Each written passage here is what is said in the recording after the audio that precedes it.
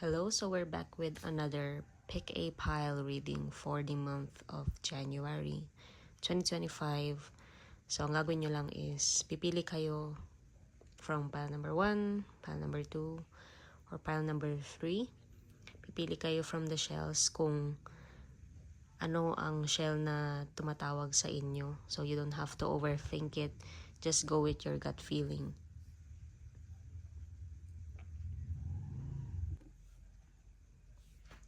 Pile number 1, kung pinili nyo itong shell na ito.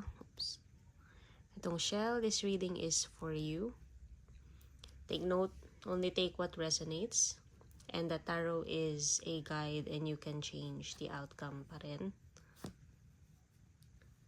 Okay, first is Judgment, the Empress, High Priestess, Page of Pentacles, Ace of Swords, Six of Wands, Ten of Cups, and the Five of Cups.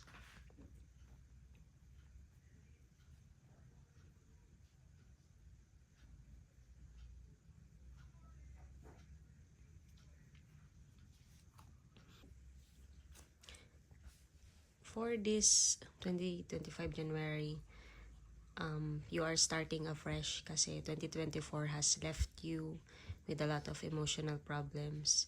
Like, hindi ka kontento sa pagtapos nung taon. May mga plano ka na hindi na itupad. Kaya, you're starting January with a new mindset, one that you will want to stick to. So, now pa lang, may mga plano ka na.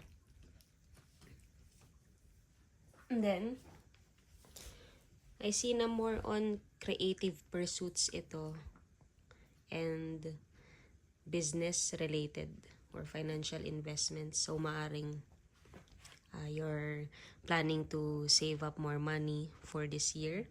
You're planning to start your own YouTube channel, or you're trying to draw more, you're trying to get into art more. For this January, it is good to start these businesses kasi tama yung pagpaplano ninyo, may execute nyo ng mabuti yung mga plano nyo, and somehow magkakaroon kayo ng traction or momentum sa inyong mga creative pursuits. Now, these plans have been desires that you've wanted and nakakakuha kayo ng emotional support from your family. And I see na maaaring childhood dream ito or dream nyo as teenagers or nung students pa lang kayo. So, take this message as a go signal kasi magiging successful naman siya. Hindi lang pera ang makukuha ninyo dito, kundi yung kasiyahan or yung fulfillment. You will feel like this is the right path for you, this is the right venture for you. Now, the cards advise you to tap into your spiritual side as well, like your religion, or kung may mga spiritual mentor kayo, makinig kayo sa kanila, humingi kayo ng advice sa kanila kasi makakatulong sila sa inyo para manavigate itong January 2025. It is best that for this January na you go more with your gut instinct. If something feels right, go, get it, grab it. As long as you plan it as well and do enough research doon sa mga ino-offer sa inyo. So, I see na hindi rin kayo magkakaroon ng problema sa pera ngayon kasi yung income nyo is either lalaki or may mga connections kayo na willing magbigay ng financial blessings sa inyo. It is possible this January for those who are trying to get pregnant as well. So, maaaring magkaroon ng new member of the family and likely, ang nakikita ko is babae or feminine energy ang nakikita ko. So, for anyone trying to have a baby, good luck. Aside from that, learn from the past mistakes of 2024. Matuto kayo sa mga planong hindi nag-workout, yung mga ventures na hindi nag-workout, and apply them to this year. So, kunwari, hindi nag-workout yung pag-invest ninyo sa crypto last year kasi masyado kayong nakinig sa isang influencer. So, take that as advice for this year na mag-research, magplano, huwag padalos-dalos. Okay. So, kuha tayo ng oracle cards. See what else is to come this January 2025. 1.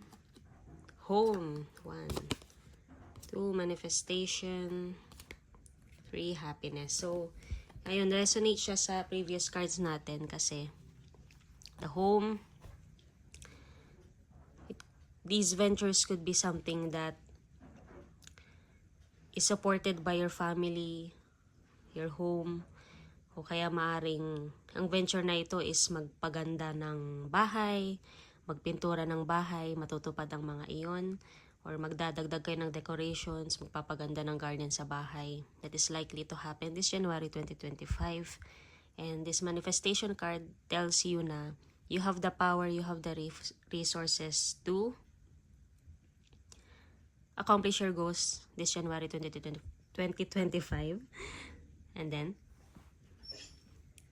again, your resources could include your networks, your friends, maaari kayong humingi ng tulong sa kanila, or may mga study materials kayo na pwedeng gamitin para i-guide kayo sa plans nyo. And then again, emphasis doon sa spiritual mentor or spiritual leader na pwede nyong hingian ng good advice.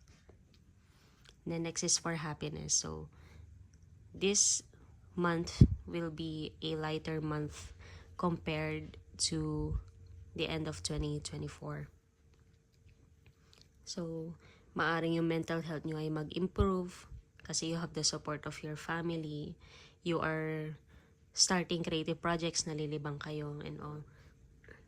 And then, kuha tayo ng one card as advice or what to look out for this 2025 January.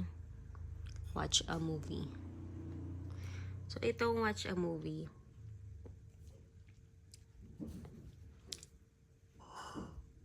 you should, again, pwedeng related ito sa creative pursuits like yung mga YouTube channels, paggawa ng YouTube channel, paggawa ng mga drawings. So, what can help you improve is to watch yung mga tutorials or mga tips online. You should observe. You should get more info on these ventures. Okay, so that is it for pile number 1. I hope you like this reading, and again, only take what resonates. Hello, pile number 2. If you picked this shell, this reading is for you. King of Pentacles, the Moon,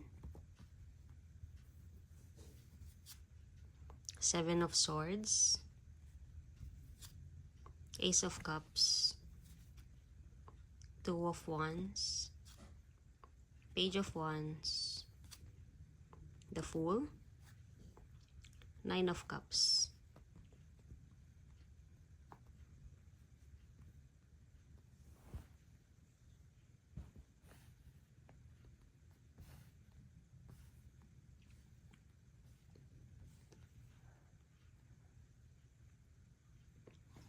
Okay, so for this January 2025, group number 2, you should be careful sa mga nagbibigay sa inyo ng mga offer, especially through online, especially kapag it involves foreign land or mga medical investments. Like kunwari, may nagalok sa inyo mag-business ng pharmacy or mag-business ng medical supplies, you should rethink these kinds of offers kasi it is likely na hindi truthful yung mga nagbibigay sa inyo ng mga offers na ito. At maaring mag-fail din ng mga ito kasi these people are trying to take advantage of you.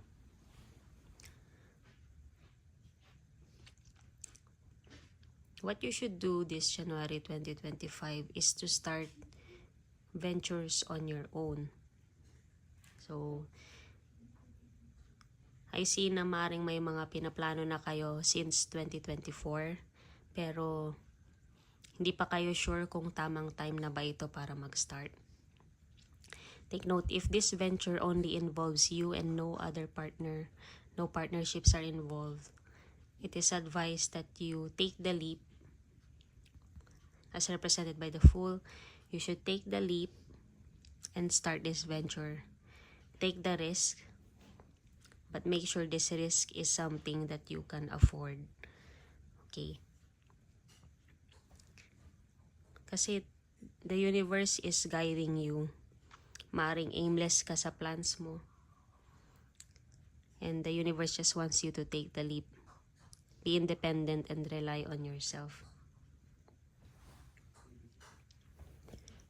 Ang pinaka-main na nakikita ko rito is that there is a potential to travel, maaring within the country pero sa malayong lugar or sa ibang bansa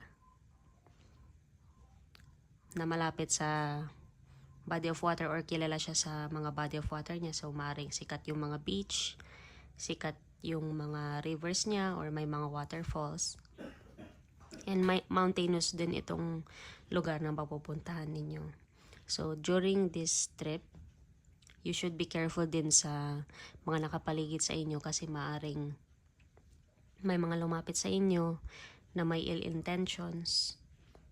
Mas maaring i-take advantage kayo, lalo na kunwari sa Thailand, ang dami mga scammers. So, you should be wary of those scammers, yung mga modus. And careful sa mga ino-offer sa inyo or yung mga inaabot sa inyo. For this month, additional, anyone with businesses, magandang flow ng income. Pero again, kung may mga client kayo na gusto makipagsosyo sa inyo, maging mabusisi sa background check, pag-background check sa kanila, or kilalanin sila ng mabuti kasi hindi magandang intentions na nakikita ko. And you may be blinded doon sa intentions nila. Hindi nyo agad makikita yung negative energy na pinapakita nila or dinidirect nila sa'yo.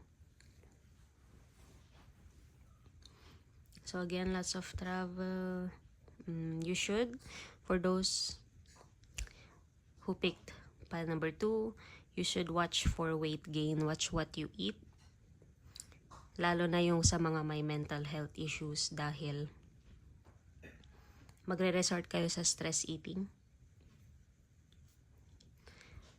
Maaring majority of your expenses rin bukod sa travel ay mapupunta sa pagkain. So it's better kung mag-invest kayo sa mga healthy food ngayon and try to get more movement. And take care of your health pagdating sa blood at pagdating sa heart. So umiwas sa mga pagkain na rich in cholesterol or maaalat. Be wary of anemia or mga blood parasites. Stay healthy. And then, for some of you, possible na makareceive kayo ng gift that involves an appliance or a gadget. Maring bilhan kayo ng cellphone or makatanggap kayo ng prize na appliance.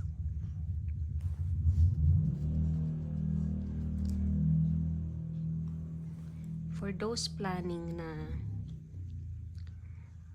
mag-business rin or mag-start pa lang ng business, this is a good month to do so. Kasi madaling mag-spread yung balita tungkol sa business nyo. Like, maaring may mga mag-refer sa inyo or may mag-refer sa business ninyo. So, mag-focus din kayo sa marketing. Be creative with marketing. And then, makukontento naman kayo sa kalalabasan ng iyong business or yung iyong ventures o iyong career. For those in career, expect to take a lot of responsibilities. Again, ingat sa work environment, ingat sa chismis. Kasi pwede maging biktima ng chismis. Lalo kasi mag-shine kayo this January 2025. Like you're all over the place. Kung saang-saang project kayo napupunta and mas mapapansin kayo ng mga taong pwedeng mainggit sa inyo. So, kuha pa tayo ng oracle cards. Additional blessings. One is trust. Oh, closure. And travel. Ayan. So, ayan, nabanggit natin ng travel. That gives more emphasis doon sa possibility na mag-travel kayo this January 2025 or maaring mag-travel kayo frequently dahil sa trabaho ninyo. Ngayon, what I see from trust and closure is that again, di ba, prone kayo sa mga masasamang balak or prone kayo lapitan ng mga scammer. You should rethink how you trust people, how you easily trust people. Do not be naive. For those with friends, maaring kailangan nyo rin i-reassess kung sincere ba sa inyo yung mga kaibigan ninyo. Kasi maaring napapansin ninyo na off ang energy ng ibang friends nyo na nakikipagplastikan sa inyo. So, this card tells you that you should also leave the past behind. Leave the past behind. Leave this unwanted energy behind. Para magandang start ng January 2025. Then another oracle card for advice. Oh. Connect with fire.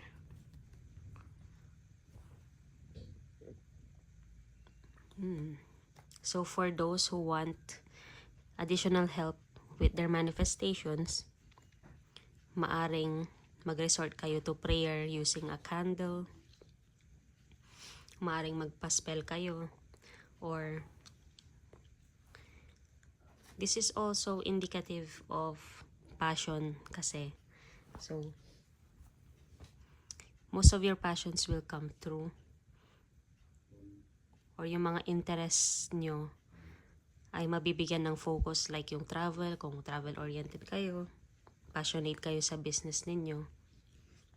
Or passionate kayo sa career nyo. You will have to connect with your creative side. For example, sa business, again, yung marketing, galingan sa marketing, sa mga nagtatrabaho maring more on graphic design kayo or more on creative projects. You have to enhance this talent or ability. So that's it for group 2. Again, only take what resonates. Okay, so group number 3. If pinili nyo itong shell na may mga purple hues, this reading is for you. 7 of Cups, Knight of Swords, 10 of Swords, Ace of Wands, 4 of Pentacles,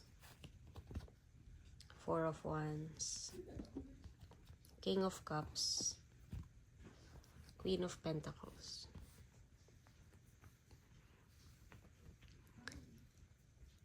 So for those who picked pile 3 for this January 2025, I see na maaring magkaroon kayo ng mga potential romantic prospects at mahirapan kayo na pumili sa mga prospects na ito kasi maglalaban yung mind at saka yung heart ninyo. Like, gusto nyo ng someone na mayaman, career-oriented, mabait, but your heart just wants someone to love, or nagko-connect kayo with someone specific, pero hindi naman talaga siya career-oriented or hindi siya mapera.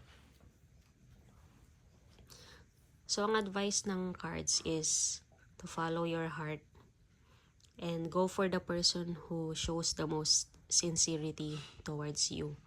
Kasi, I see na for some of you, maring nakaranas na kayo ng cheating before or nasaktan na kayo dati sa love. Kaya, you should go for someone who will be more gentle with you, who will understand you, who will help you through your mental problems. I see na this person is also very fast-paced, like straightforward siya sa interest niya sa'yo, as in i-declare niya yun sa'yo, interested siya sa'yo, ipapakita niya talaga. So, mabilis ang love life, takbo ng love life ninyo this January 2025. Kasi, you're very sociable, or you're in the mood to socialize and meet new potential romantic partners. Kaya, maaaring several lang makausap ninyo. So, don't be blinded by those several people. Trust your gut instinct. Trust your gut instinct. And then, pick the one who is the most sincere sa inyo at yung talagang nagsistick sa kanyang mga sinasabi. Yung hindi lang siya puro salita. May action din siyang ginagawa. For those who pick this file, mag-ingat kayo sa travel, mag-ingat kayo sa mga biyahe.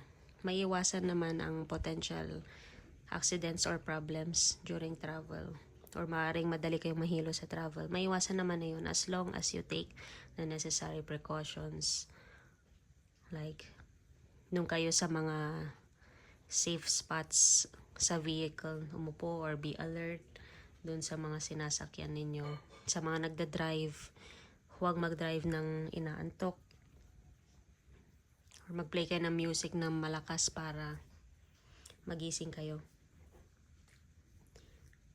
For people of pile 3, dapat umiwas din kayo sa sobrang lamig kasi malamig ang panahon ngayon. Kasi maaaring mag-cause ito ng respiratory problem sa inyo. Magiging prone kayo sa sipon, kaya umiwas din kayo sa mga taong may sipon or inuubo. Aside from that, I see na possible magkaroon kayo ng home or redecorating o kaya event sa bahay. Maaring housewarming party, birthday, binyag, or wedding na gaganapin. So, this will help you socialize with your friends. Pero, advice din ng cards na huwag masyadong malaki yung budget para sa events na ito. It's best that you be practical. You should plan ahead and do research. Magtanong kayo sa mga nag-host na ng party kung magkano mga services para hindi kayo mapagastos ng sobra. Kasi your budget this January 2025 is tight.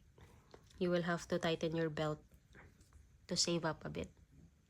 Kasi hindi lang pang sarili ninyo ang ginagastos nyo eh. Gumagastos rin kayo for your family, or nagpo-provide kayo for children, nagpo-provide kayo for a partner, isa kayong provider.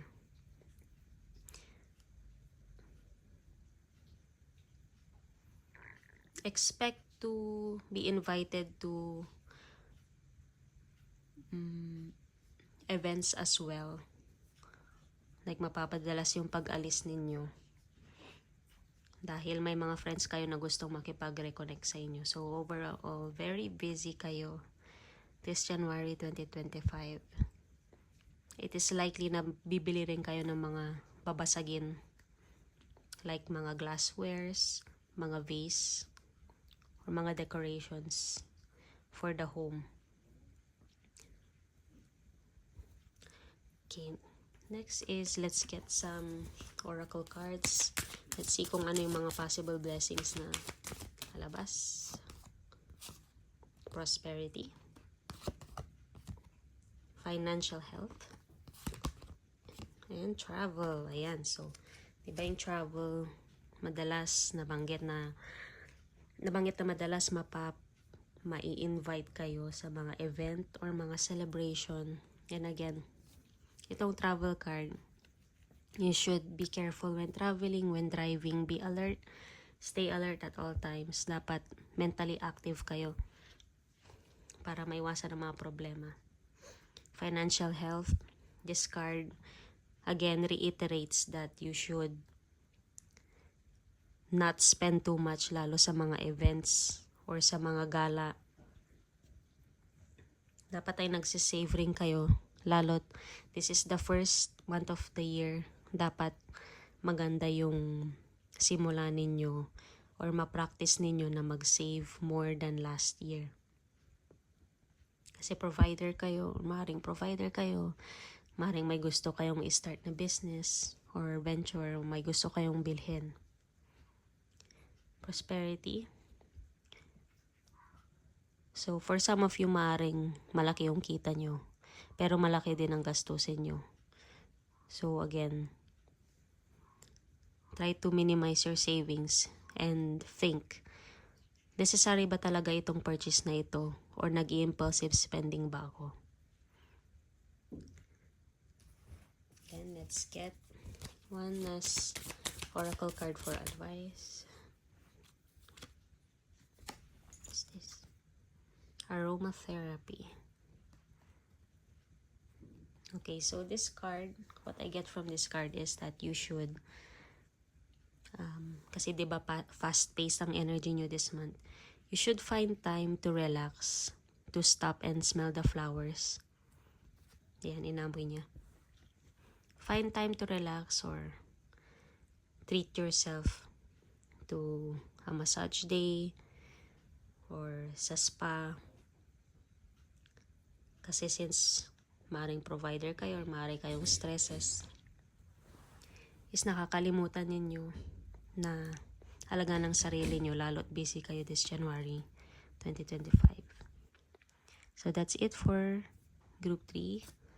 Again, take what resonates, and I hope na you enjoy this video.